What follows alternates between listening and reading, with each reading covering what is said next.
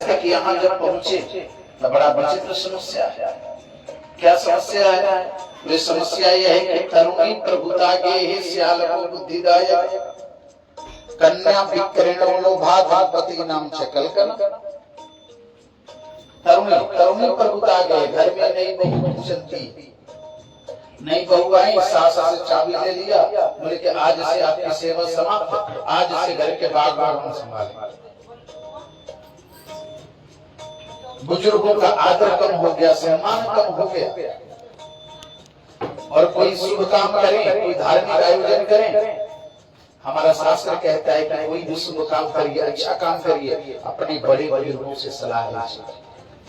लेकिन कलिकाल में बड़े बुजुर्गों को पूछता कौन है? प्रेम से बोलिए श्रीमान नारायण।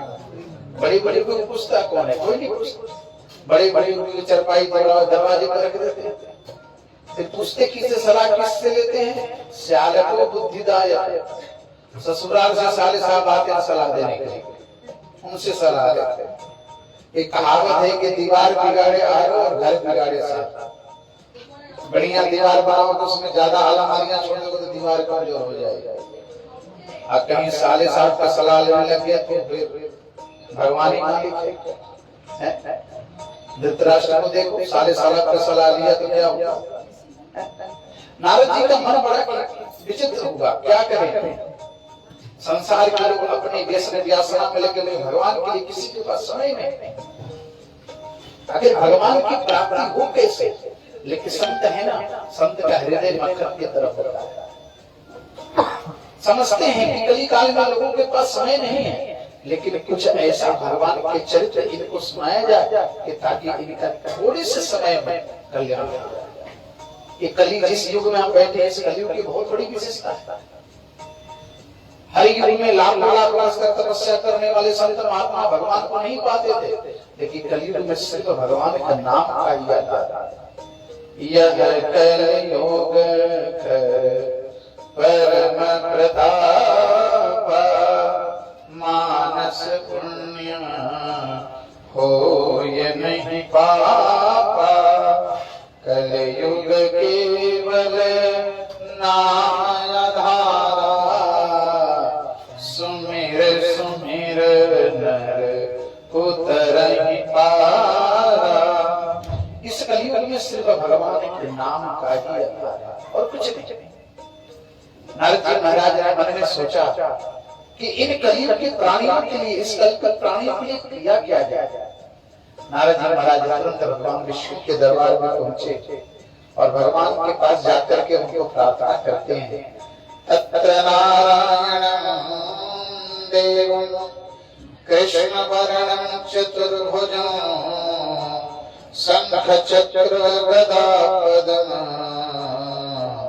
वनमाला विभूषितम्।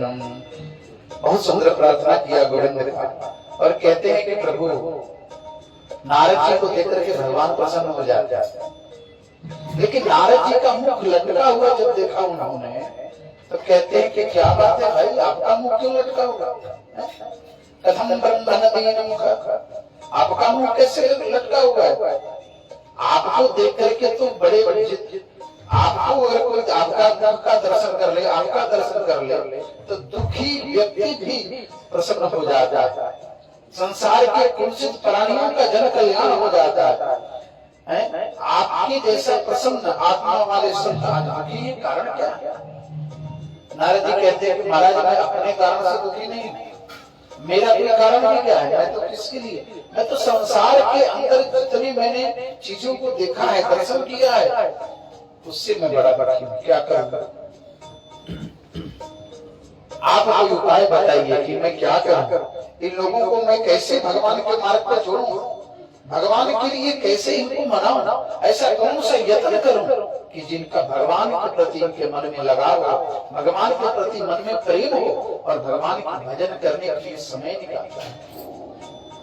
भगवान विष्णु ने बहुत सुंदर उनको सत्यनारायण के व्रत के बारे में बतलाया कि नारद, अगर तुम कलयुग के प्राणियों का कल्याण चाहते हो तो सिर्फ एक ही उपाय करो। बोले क्या? सत्यनारायण व्रतम सम्यक् विधानतः आपको सिर्फ सत्यनारायण के व्रत की कथा करवाना है। आप उस कथा पे ही, कथा के प्रति लोगों को जोड़िए। उसमें समस्त शास्त्रों का सार है, समस्त पुराणों का सार है, सारे उपनिषदों का सार है। अजीवैकमात्र जीवनम, तथा सभी संसार के लोगों को मात्र जीवन, सरलतम जीवन जीने के लिए एकमात्र साधन, बस आप वही काम करें। नारद जी कहते हैं कि महाराज एक कथा तो है, लेकिन इस कथा का विधान क्या, इस विधान, इसके किस विधान से करना चाहिए, इसका विधि विधान बताइए, इसका नियम क्या है, इसमें सामग्री कितनी लगती है। भाई नारद जी महाराज तो पंडित भी तो हैं, नारद जी महाराज कोई साधारण संत नहीं है। उनको मालूम है कि कलयुगी यजमान को बताऊंगा कितनी बड़ी विशेषता है, यजमान डर जाएगा ऐसे, बोलेगा महाराज इतना व्यवस्था कहाँ से, क्योंकि आज सब कुछ पैसे का जरूरत है। कालिदास जी कहते हैं कि पैसा बिन बाप कहे पूत भी कपूत भयो, पैसा बिन भाई कहे बंधु दुखदाई, पैसा बिन नारी कहे निखटू के पाल बनी, अब पैसा बिन सास कहे काहे को जमाइए। कि पैसा बिन यार बार, पैसा बिन भगनी पास, पैसा बिन देव नहीं करत सहाय, कहत कबीर दास पैसा तुम राख पास, पैसा बिन मुर्दे लकड़ी नहीं पाई। भगवान का पूजा भी करने चलोगे तो